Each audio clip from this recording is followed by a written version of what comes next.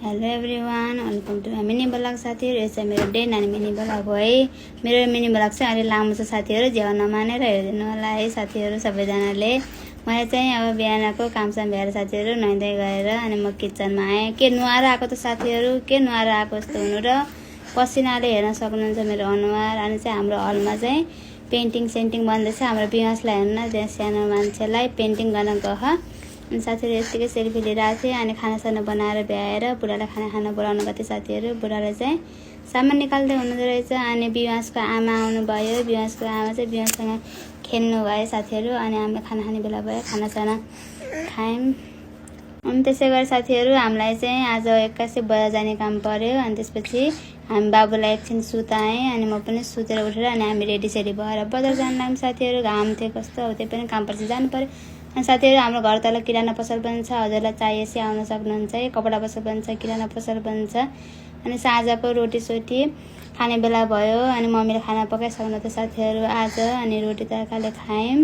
खाएपछि हाम्रो काम सक्यो साथीहरू। अनि मैले भाँडासाँडा धोएर अनि बिमासलाई घुमाउन लगेँ।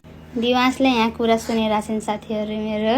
अनि मैले फटाफट भाँडासाँडा धोएँ साथीहरू। ढिलो 7:30 भइसकेको थियो। अनि बिमासलाई हाम्रो नजिक यहाँ बुद्ध गुम्बा छ साथीहरू, शिवजीको मन्दिर पनि छ। अनि आज चाहिँ बुद्ध गुम्बा लगेर जान्छु, बाबु खेल्छ एकछिन भनेर मैले साथीसँगै एक्लै रङ्गीचङ्गी भएर मेरो साथी बिमास भएछ साथीहरू। अनि बिमाससँग म गएर मजाले बिमासलाई घुमाएँ, हेराएँ, हिँडाएँ, खेलाएँ साथीहरू। आज चाहिँ हावा चलेर अलि शीतल थियो, अँधेरो भइसकेको थियो, यस्तो मिठो हावा चल्थ्यो साथीहरू। हिजो चाहिँ आनन्द आयो। अनि बिमासले पनि इन्जोय गरेँ, यति खुसी भएर हिँडेको गरेको थियो साथीहरू।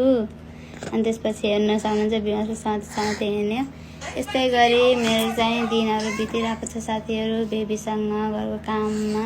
अनि गरम भएर साथीहरू हामी चाहिँ लस्सी खान गयौँ, लस्सी पनि खाएर आयौँ। अनि फेरि बिमासको आमा बिमाससँग तेल सेल लगाइदिएर बिमाससँग खेलेर बिमास फेरि रिसाएर गरिरहेको साथीहरू। अनि म चाहिँ अनि मम्मी 8:30-9 बजी आउनुभयो। अनि फेरि हामी मम्मीलाई भेटेर आयौँ। अनि बिमासको हेर्नु है खेल्ने टाइम छ, 11 बज्न लागिसक्यो साथीहरू, अझै सुत्ने टाइम छैन है यसको। यति ढिलो सुत्छ यो बिमास, यति चकचक गर्छ हेर्न सक्नुहुन्छ यसको चकचक। अनि पछि बल्ल सुत्यो। अनि हामी पनि सुत्यौँ। गुड नाइट साथीहरू, bye bye. Thank you for watching. Support गरिदिनु होला है मेरो मिनी ब्लगलाई।